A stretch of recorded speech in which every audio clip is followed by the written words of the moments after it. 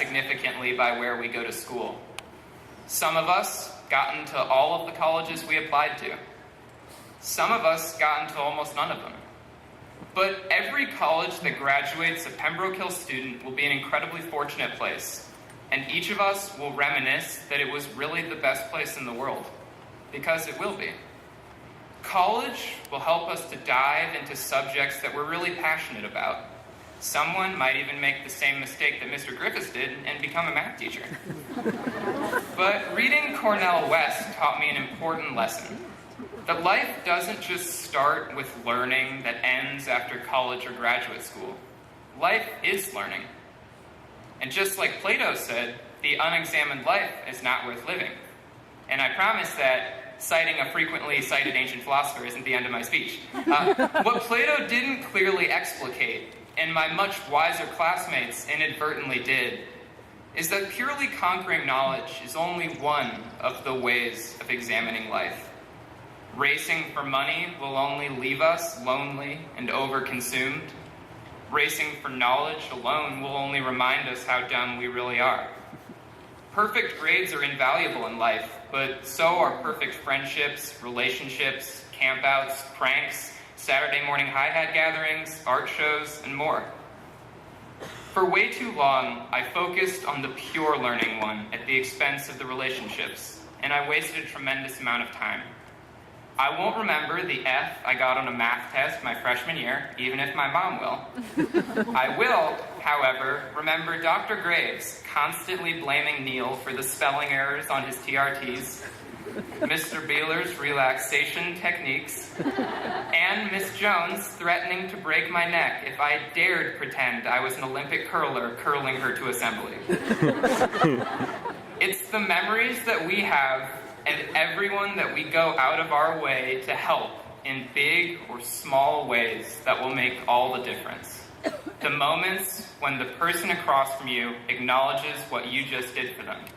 When Pedro at Gordon Parks told Lewis and me that debate class on Tuesdays was the single event of his whole week that he looked forward to most.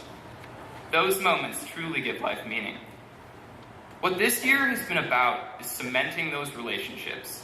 It won't work perfectly because we each also have the freedom to never see this class again. But I figured out that throwing away so much work is the most foolish thing I could ever do, and anyone else could ever do. First, because I'm bad at making friends. But second, because it will be hard to ever make better ones. Watching everyone around me change since I arrived in kindergarten has been incredible. When I first met Adam Mendelson, he loved NASCAR more than Jimmy Stewart. And if you don't get that joke, it's because Jimmy Stewart's a famous NASCAR driver, and I still can't figure out who watches NASCAR. Now, he's an engineering genius, and he's moved on to bigger and faster things than cars, jet planes. When I first met Erica, she was a middle school sports phenom. Now, she's a rising photographer in the art world. When I first met Cole, he had shoulder-length hair, pretended he was a skateboarder, and gave Mr. Decker's patience a run for its money every single day. Now, he's certainly slightly better groomed, and he wants to major in physics. When I first met Elizabeth, she had baked over 100 cupcakes for the class for her presidential campaign. Since then, she's traveled the United States, the world, and has made the bandana into a true fashion icon.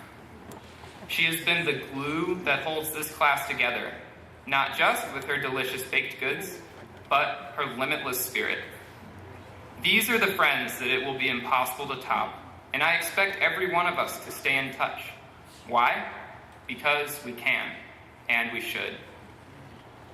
Sometimes I lie awake at night atop my comfortable green plaid flannel sheets, and I wish I could stop the relentless forward movement of time. Everybody has those moments. Regrets about tests not studied for, girls not asked to a certain dance, boys not invited to a party, games of frisbee skipped, books not read, movies not seen, steps not taken. But no matter how many times I've sat there, I haven't been able to stop the little hand from lapping back to 12. And regrets don't just disappear either. Our true freedom comes when we stop regretting and start acting. When we quit drawing artificial differentiations between each other and remember the time that we slept inside the school and held hands under sleeping bags, just because we could. Here are two unrelated facts. When Raphael was 18, he painted the Pembroke altarpiece. When Alexander the Great was 16, he fought back the Meiji resistance. Those are pretty depressing statistics for someone who had trouble memorizing 75 words for one of Mrs. Lacey's vocab quizzes. I've been chasing those kind of accomplishments like mad for all 4 years of high school, and I haven't even gotten close. But I also don't have to, yet. You get to these landmark times in your life, like high school graduation, or college graduation, or your first real job, that make you stop thinking purely about what your plans are for tomorrow and start planning for all the tomorrows that will follow. It's these moments that make you stop texting your friends for just a second, put down your phone, and think.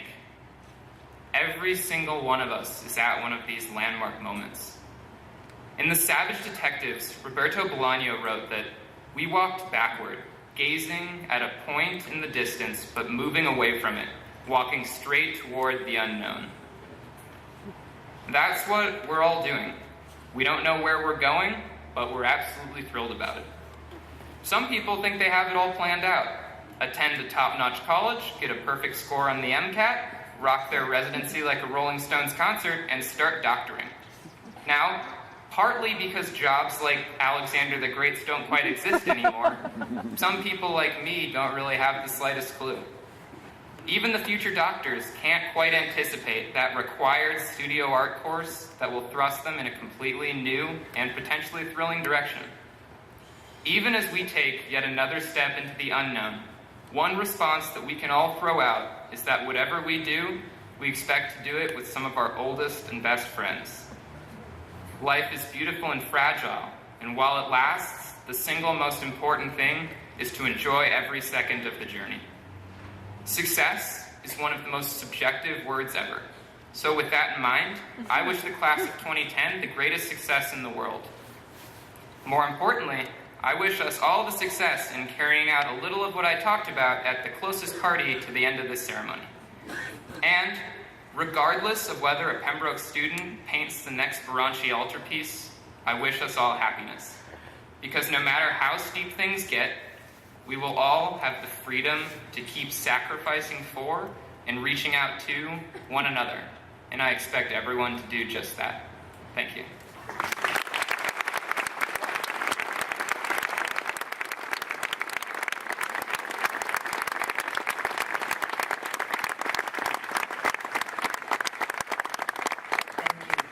Now would Rebecca, Jacob, Kelly, and